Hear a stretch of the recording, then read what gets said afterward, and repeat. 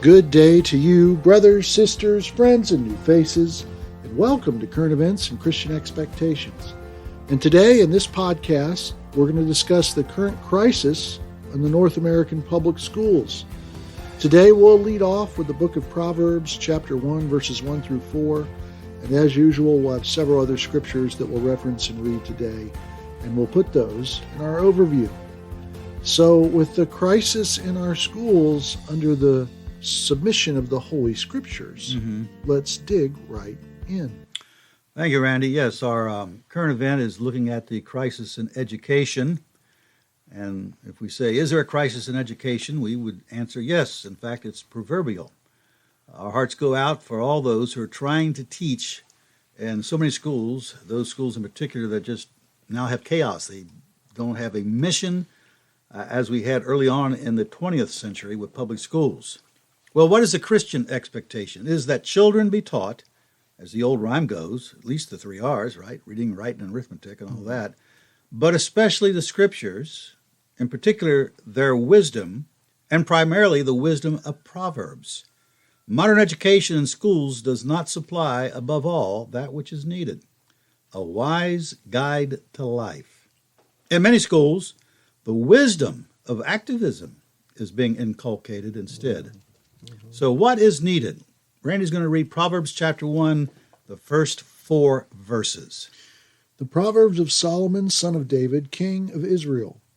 To know wisdom and instruction, to understand words of insight, to receive instruction in wise dealing, in righteousness, justice, and equity, to give prudence to the simple, knowledge and discretion to the youth. Knowledge and discretion, wisdom to the youth. These proverbs are for that purpose, and to be taught by parents to the children, especially transitional years like the teenage years. Listen to this quote from Laura Hollis, a writer, from this month of April the 13th of this year, of course. She says, quote, "It has become something of a trope," and that's a word you don't hear too often. It means, in her case, a reoccurring strategy. It has become something of a trope for political actors and thought leaders to seek the engagement of young people and to praise it once they have it. Thus do we see it heralded when the youth are out in force, clamoring for gun control, sexual libertinism, abortion rights, defunding the police, environmental restrictions in the name of climate change, free college tuition, and socialism or other types of collectivist policies. The popular narrative is that if young people are involved, the cause must be worthy, and listening to the, quote, voices of our future is inevitably a path to progress. Now, here she goes on, and we don't have time for this, but lists how youth were used in the Cambodian genocide of the 1970s, in Mao's revolution in China, ISIS and the recruiting of young people. Now let's continue where she picks up.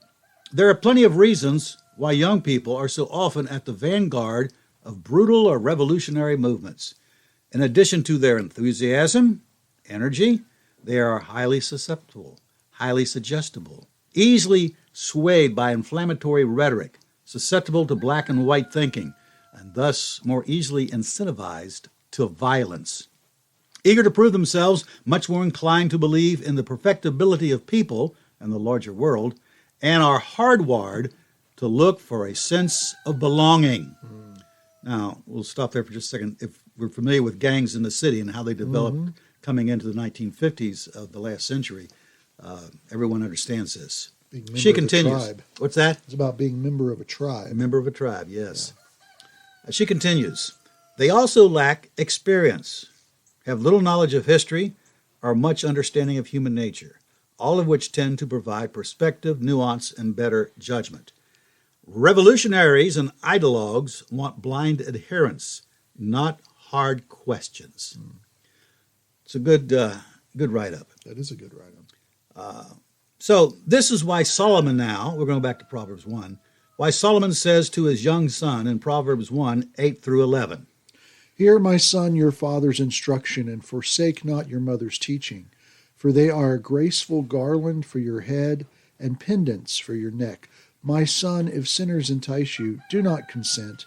If they say, 'Come with us, let us lie in wait for blood. Let us ambush the innocent without reason.'" Right. People who prey on young people because they know they can turn them and use them for causes which invariably lead to violence. This is where activism always leads, as we have seen in the past few years in this country. And who's involved there? People who are young. What should the goal for our youth be? Well, not this. Here's a news report from April 16th, in terms of this broadcast just a few days ago. Michael Lee is the reporter on this Fox News item. He says, quote, "Hundreds of teenagers stormed the streets of downtown Chicago, smashing car windows, attacking bystanders, and sending panicked tourists running from the sound of gunfire. Where are their parents at? That's my question." A woman who identified as a Chicago native told Fox 32 as the unruly scene played out in downtown Chicago on Saturday night. Well, you see, here's the problem. That's kind of the culture. Public schools are in the culture. You can't rise above the culture. Public schools are actually downstream from culture like everything else. And so if that's what's going on in downtown, you can imagine what's going on in schools at times. And the question is, exactly what have the parents been doing? And I might add, as a former teacher, and I have some references to my experience here a little bit, it's great to have disciplined students in your classroom, because otherwise you spend all your time on discipline, and you get burned out real fast, as happens to lots of teachers. What should our goal be? A life that passes on the faith to the next generation. 2 Timothy 1, 3 through 5. "I thank God whom I serve, as did my ancestors, with a clear conscience, as I remember you constantly in my prayers night and day. As I remember your tears, I long to see you, that I may be filled with joy. I am reminded of your sincere faith, a faith that dwelt first in your grandmother Lois and your mother Eunice, and now I am sure dwells in you as well." Yes, sounds like single mothers raising a child. As we know from Acts, Timothy had a father, but he was Greek, he was not Jewish, not a believer, and apparently in his rearing, he's absent. Listen to this from 2 Timothy 3, verses 14 and 15. "But as for you, continue in what you have learned and have firmly believed, knowing from whom you have learned it, and how from childhood you have been acquainted with the sacred writings, which are able to make you wise for salvation through faith in Christ Jesus." Yes, Grandma and Mom were good models from whom you've learned it. They were good models. And that's 90% of everything of getting Scripture into children. Wise unto salvation. Yes, salvation is wisdom. It's a way of seeing the world different from the world itself. Wisdom is the goal. Obviously, public schools do not have this mission. Now, there is a need for secular education, and we see this actually from Scriptures. For example, Moses, Acts 7:22. "And Moses was instructed in all the wisdom of the Egyptians, and he was mighty in his words and deeds." Right, wisdom. Now that would involve writing, some history, obviously some things later on Moses wouldn't believe in, but nonetheless, that's where he got his education. And of course, Luke, Colossians 4:14. "Luke, the beloved physician, greets you, as does Demas." He's a physician, and we don't know of anywhere in the Bible what lays out the guidelines for helping young people become physicians. You got to go to the world, so to speak, to do that. But there's a history of how that's done, and it can be taught and passed on. And as parents, we need to be involved in our children's public education, if that's where they're at, to make sure that the basic subjects needed are being taught without political indoctrination. Currently, many public schools are having trouble just doing the basics. Here's a quote from Cal Thomas. He retired from writing sometime, but he still does some essays for people now and then. And I like Cal Thomas because he was always someone who, from the beginning, got after the left and got after the right, saying you don't wed yourself to politics. You got to stick with the way it's laid out in Scripture. And this is from the Daily Signal. Title is "The Exodus from Public Schools." And this is from last year, August 9th of last year. And now, after discussing how major cities are losing students as well as teachers, he says, quote, U.S. students continue to lag behind other countries in reading, math, and science. We appear to be number one in costs, averaging $16,268 per student annually, well above the global average of $10,759. The public school system has long been in need of reform or burial. It seems to be headed in the burial direction like previous aging monopolies. End of quote. Yes. One of the facts of life is that all long-standing institutions invariably end because of the loss of mission.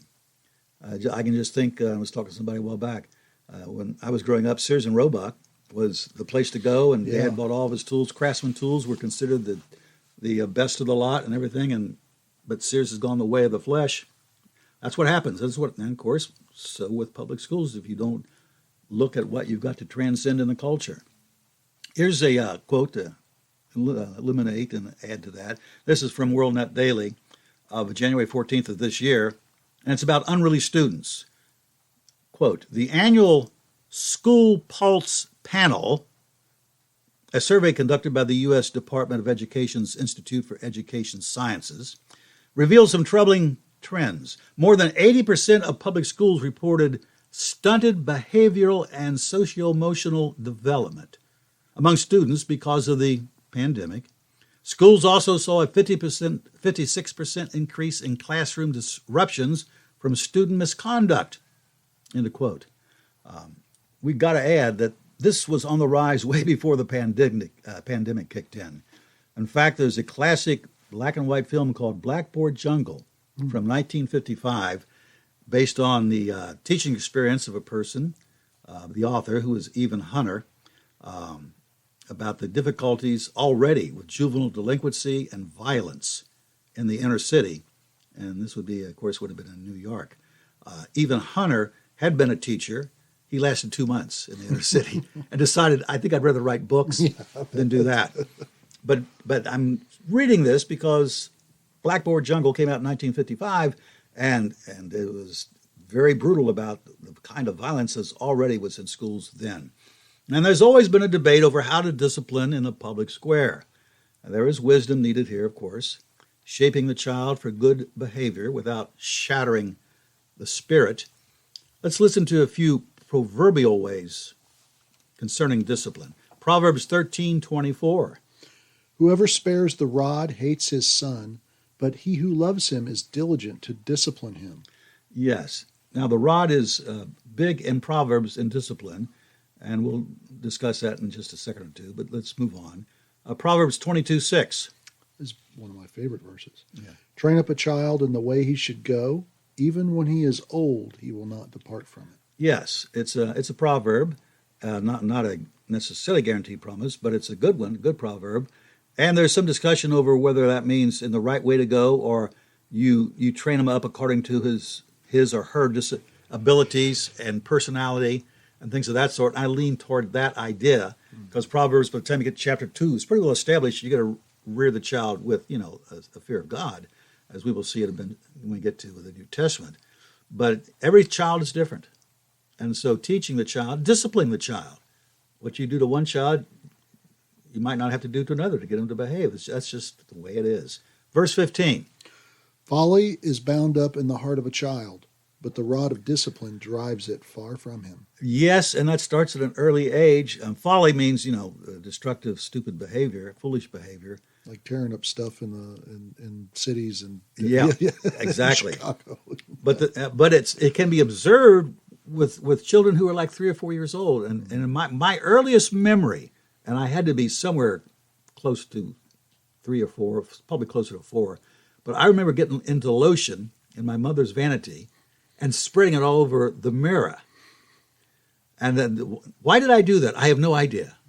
But that's what kids do. They get into stuff like that and create a mess.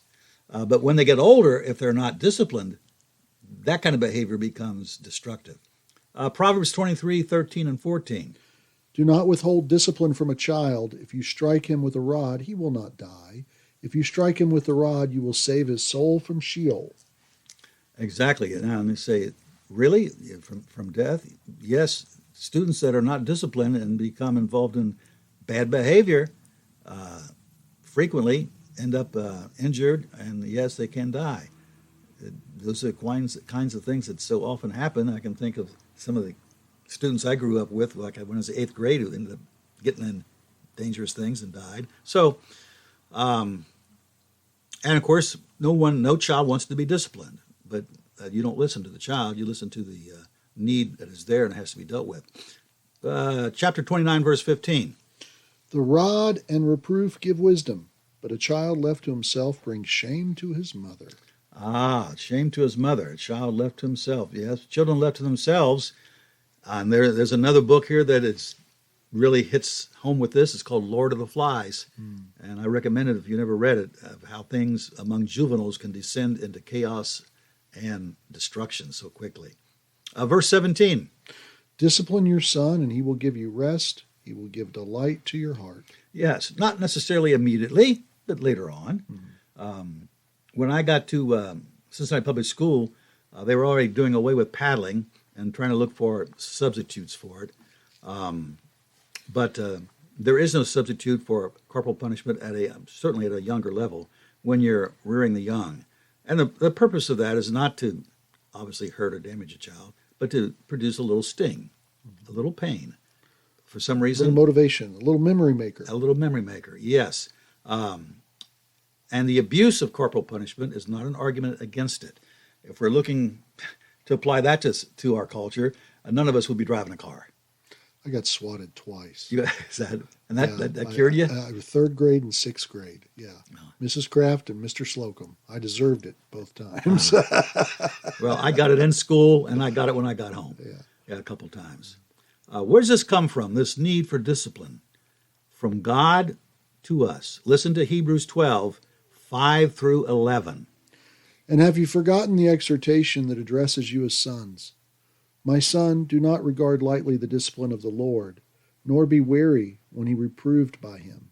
For the Lord disciplines the one he loves, and chastises every son whom he receives. It is for discipline that you have to endure. God is treating you as sons. For what son is there whom his father does not discipline? If you are left without discipline, in which all have participated, then you are illegitimate children and not sons. Besides this, we have had earthly fathers who disciplined us, and we respected them. Shall we not much more be subject to the Father of spirits and live? For they disciplined us for a short time as it seemed best to them, but he disciplines us for our good, that we may share his holiness. For the moment, all discipline seems painful rather than pleasant, but later it yields the peaceful fruit of righteousness to those who have been trained by it. It's a great quote, and it starts off, of course, by referencing the book of Proverbs. And God disciplines us, and sometimes when he disciplines us, it is painful. We hurt inside and out. Wisdom is unattainable without discipline being administered. Proverbs 19:18. Discipline your son, for there is hope. Do not set your heart on putting him to death. Right. Fail to discipline leads the wrong direction. Disciplined. And the parents got to seek wisdom and how to do that, but it can be done. Is great for the child gaining wisdom. And the point is this: painful correction is to be administered. Again, this will vary from child to child. Now, how does all this apply to school? Well, in the beginning, like in our country, going back 150 years or better, the teachers were this: loco parentis, which is a Latin phrase which means a teacher disciplined or taught as the parents would have done it. Of course, now in some places, and increasingly, teachers replace the parents and their values and are doing indoctrination. As Thomas Jefferson said, eternal vigilance is the price of freedom. So we got to be, if we got our children in public schools, we need to be monitoring what's going on. If the school your children attending is educating without indoctrinating, great. And there are those that are still around doing that. But not others. Listen to this quote from the Daily Wire of January 22nd of this year, and this is referencing Bill Maher, who has his own program. I believe it's on HBO. And the title is Bill Maher Rips Dems, that's Democrats. And keep in mind, Bill Maher is a classic liberal. Bill Maher rips Democrats for leftist indoctrination in schools. He says it's, quote, outrageous and somebody needs to answer for it. On this program at this particular date, he had writer Andrew Sullivan, former editor of the left wing The New Republic, and he argued that one of the problems in schools today is that authority figures have been diminished. He says children are taught there's no such thing as authority. The most important thing is expressing yourself at all times. Sullivan, the article goes on to say, who is gay, slammed teachers for trying to indoctrinate children. So when you get truth spoken from that side of the aisle, things are bad. The authority figure in teaching is assumed throughout the Bible. The parent is the authority. And it's taught throughout the book of Proverbs and in the New Testament. Listen to Paul speak to parents, particularly here it's the father, in Ephesians 6, 1 through 4. Children, obey your parents in the Lord, for this is right. Honor your father and mother. This is the first commandment with a promise, that it may go well with you and that you may live long in the land. Fathers, do not provoke your children to anger, but bring them up in the discipline and instruction of the Lord. Bring them up in the discipline and instruction of the Lord. Meaning what? Well, these days fathers have many resources to draw on. I mean, obviously taking your child to church. There are, of course, people who are foolish who say let your children be by themselves and let them grow up and then finally make their own decision. That is not what the Bible teaches. You bring your children with you. And, of course, all kinds of good things, books, videos today, so forth, so on. But the main thing is to see that it gets done. I'm going to read some verses from the Old Testament, Deuteronomy, in just a moment, which I think basically outline the best way to do this. Now, secular schooling is necessary, even in homeschooling. You got to have math, science, history, all those good things. Mm-hmm. But it's not sufficient for what our children really need to learn. And, of course, the atmosphere of teaching or rearing or trying to get wisdom into one's children is always meant to be encouraging, not discouraging. That's why Paul says, don't provoke your children to wrath. Be encouraging. Listen to this now. We've got some great scripture here on this whole matter from Deuteronomy chapter 6, verses 4 through 9. Hear, O Israel, the Lord our God, the Lord is one. You shall love the Lord your God with all your heart and with all your soul and with all your might. And these words that I command you today shall be on your heart. You shall teach them diligently to your children, and shall talk of them when you sit in your house, and when you walk by the way, and when you lie down, and when you rise up. You shall bind them as a sign on your hand, and they shall be as frontlets between your eyes. You shall write them on the doorposts of your house and on your gates. Right. And some, of course, Jews did that literally. But the point being made is that in the course of everyday life, it should be saturated now and then and here and there and everywhere else with the teaching of wisdom from the Lord and from the Bible. Notice it's got to be in the parents first. They've got to have this word in their heart. And then, in various ways, impart that word to their children. The picture here is not of sitting down and having formal lessons every day after school when they come home and you have supper and you have another class. It's as life happens. Mm. And when life happens, there are always opportunities to teach the wisdom of the Lord, which means we ourselves as parents have got to be in the Scripture to do that. Notice this one from Deuteronomy 11, verse 19. You shall teach them to your children, talking of them when you are sitting in your house and when you are walking by the way, and when you lie down and when you rise. There you go. Sometimes in the morning there's a way to teach wisdom. Something happens. And during the day, throughout the day, and then at night as well. So it's not about setting up a classroom. It's instruction in the inductive kind, we would say. As it happens, you say, oh, well, the Bible says something about that. Let's look at Proverbs 1:8 now. Hear, my son, your father's instruction, and forsake not your mother's teaching. And again, it shows that parents have the authority. They are granted authority, and you can't teach unless you are the authority. The force of example, again, is so important here. That's 90% of teaching wisdom. Listen to what Paul says to Christians, drawing on all these truths from Proverbs, in 1 Corinthians 4:16. I urge you then, be imitators of me. Be imitators of me. Then in Philippians 3:17 through 18, another example. Brothers, join in imitating me, and keep your eyes on those who walk according to the example you have in us. For many of whom I have often told you and now tell you even with tears, walk as enemies of the cross of Christ. Being an example of wisdom walking and living is so important. It's the basis for everything, and children learn more from that maybe than anything. We had back in the 80s, got into the library and had a seminar. And the seminar was, we as teachers need to learn that the student is your client. And as soon as I heard that, I thought, not me, and I'm not going to do that. I don't have clients. I have students who need to be taught things in some good, authentic, and authoritative sense. And paddle a client. Yeah.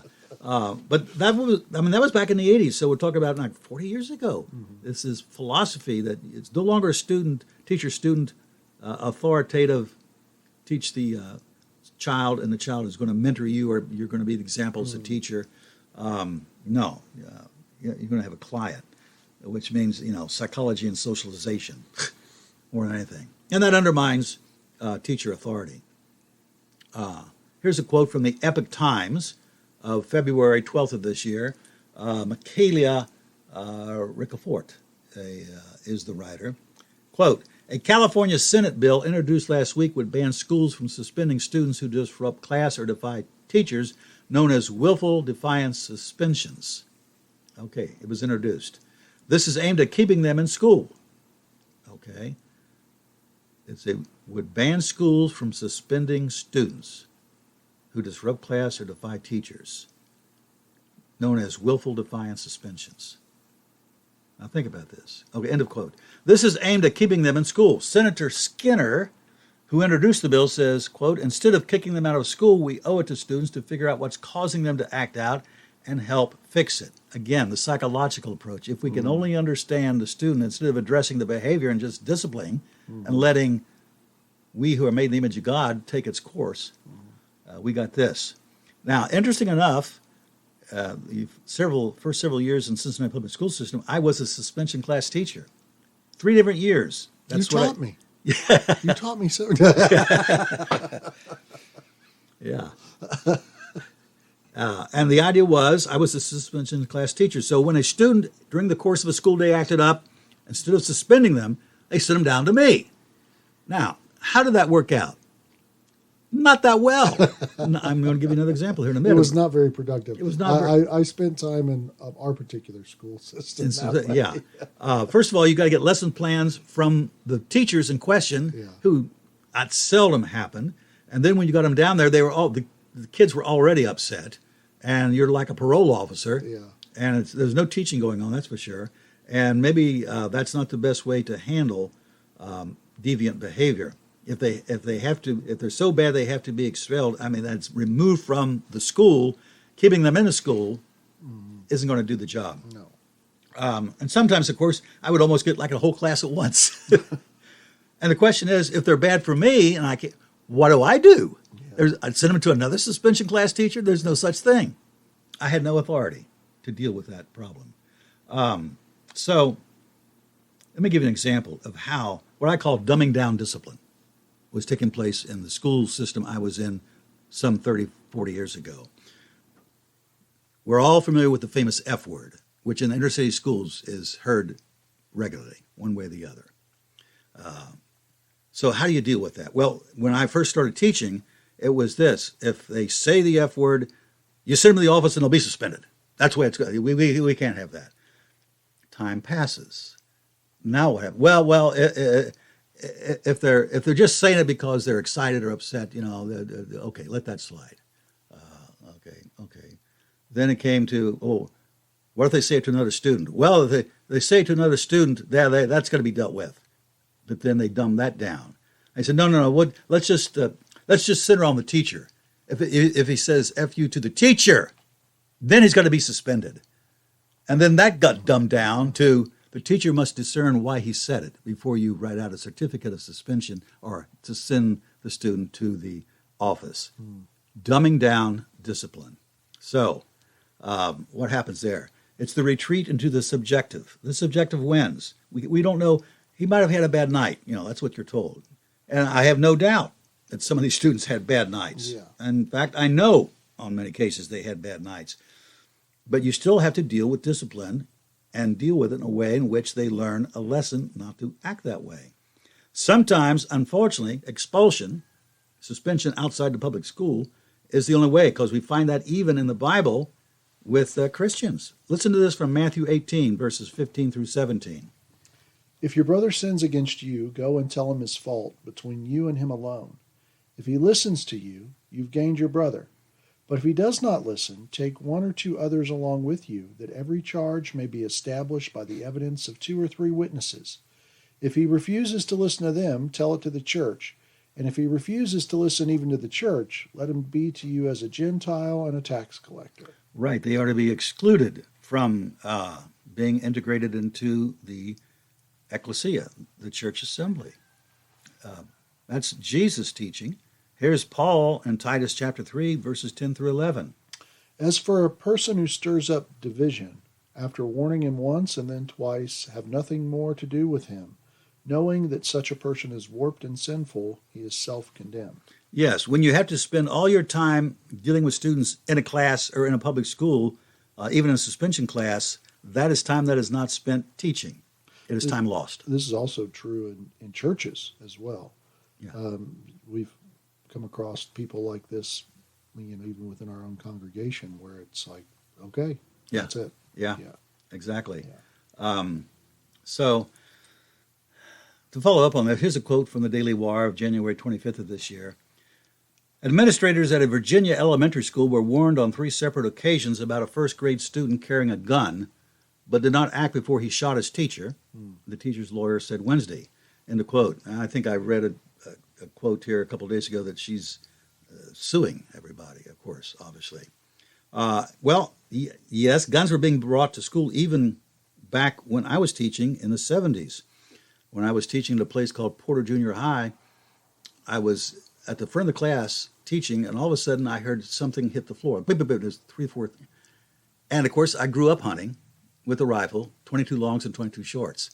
And I said to myself, that sounds like 22s to me. Well, then there was 22 bullets, shorts, laying all over the floor. And so I said, Ebert, is this yours? And he said, yeah, they go with my gun. You got a gun? Yes, my backpack.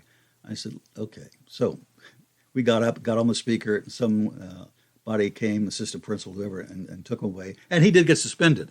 I hope he learned a lesson. Why do these things happen?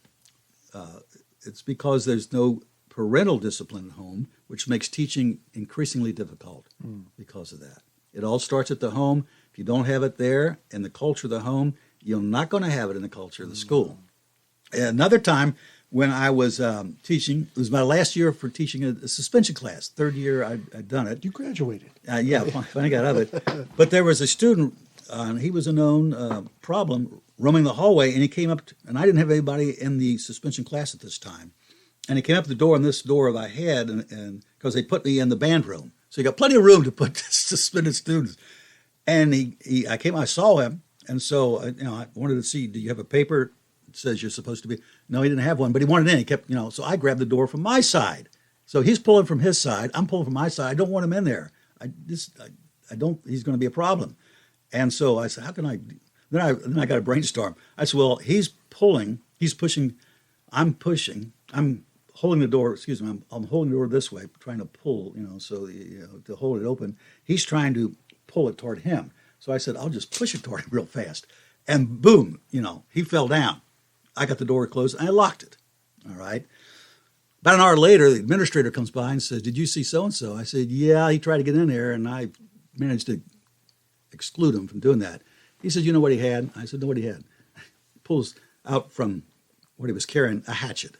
He said he had it stuck in his back, in his belt, in his back between his belt and his waist.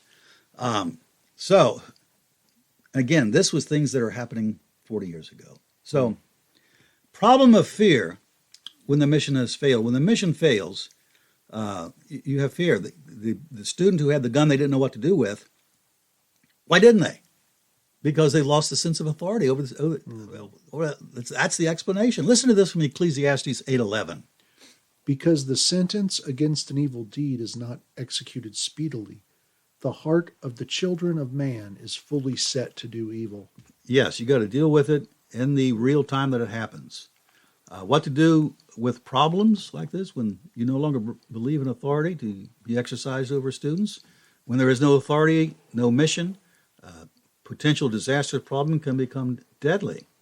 Authority is necessary to hold students accountable beginning early and at the basic levels. For example, if there's no authority, they're not going to learn the basic math, reading, other things. Here's a headline from Hot Air of February this year, February 10th. The headline is Baltimore, not one student at these 23 schools can do math at grade level. I ran into that when I was teaching. I had a student who was really exceptionally smart. He was up front, in the front row, and he was there every time I taught, had the notes on the board, and every day I would review the previous day's lesson, and he always knew the answers. Boom, boom, boom, boom, boom, boom, boom. So we have a test then over everything I've been teaching. He flunked it with an F because what he learned by listening to me. He couldn't read. And yet here he was, junior high. Oh, wow. And had gotten through it. So these are the kinds of things that have been going on for a long time. So how to answer all this? Some say you got to get back to the way it was. Here's an article from Scott Hogginson. It's entitled, Putting God's Wisdom Back in the Classroom. And let me quote what he's saying. Quote, perhaps the single biggest factor contributing to America's rising crime rate can be traced back to 1962, and that's when the Supreme Court ruled prayer out of school, Engel versus Vitale. He goes on to quote the Democratic mayor of New York City, Eric Adams, who said at a recent prayer breakfast, quote, when we took prayers out of schools, guns came into schools, end of quote. Of course, my question is, was the good mayor advocating prayer in schools? I really don't think he was doing that. No. The writer of this article goes on to suggest putting some form of the Ten Commandments back in schools.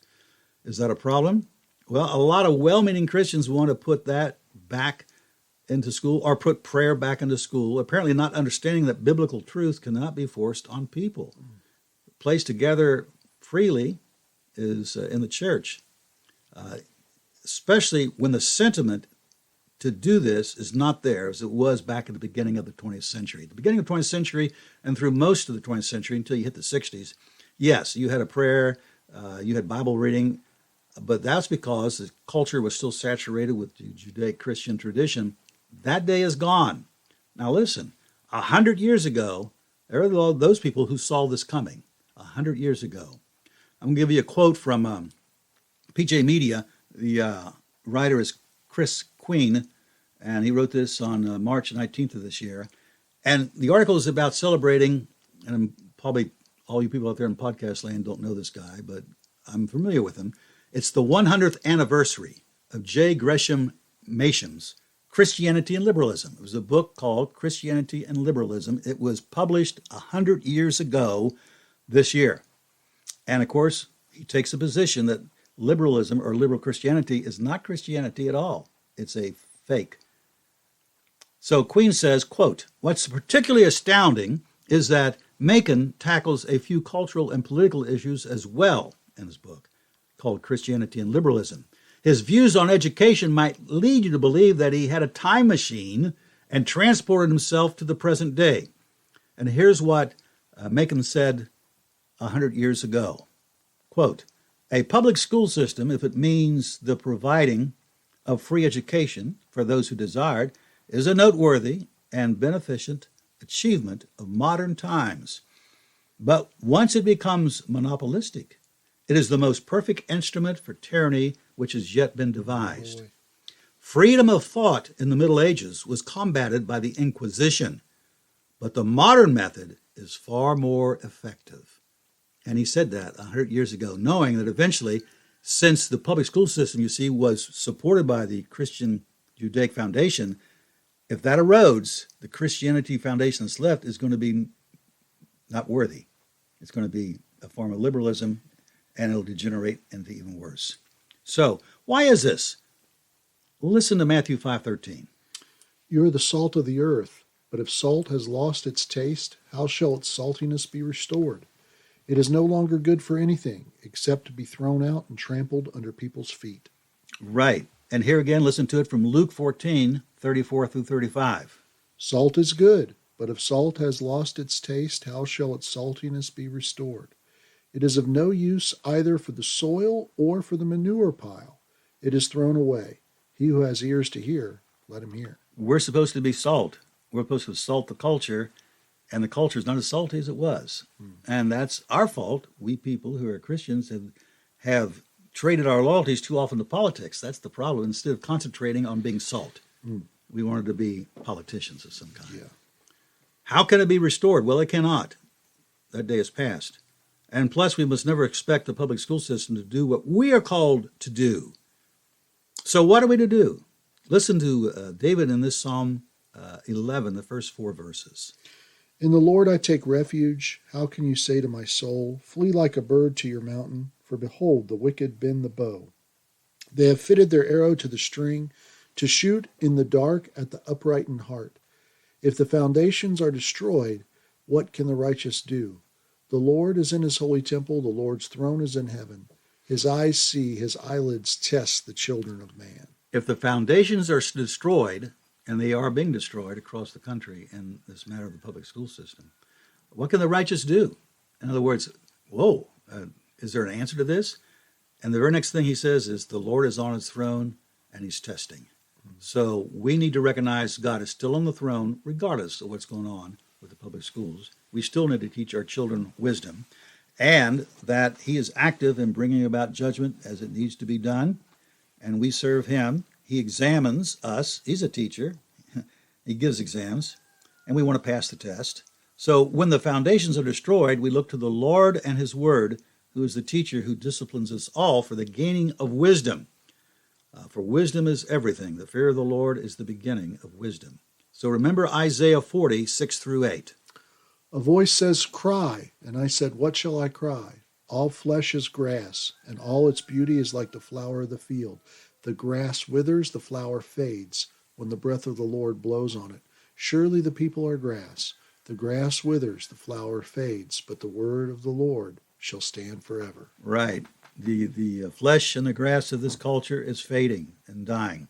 But the word of the Lord, and that's our goal, to always look to the Lord and his word.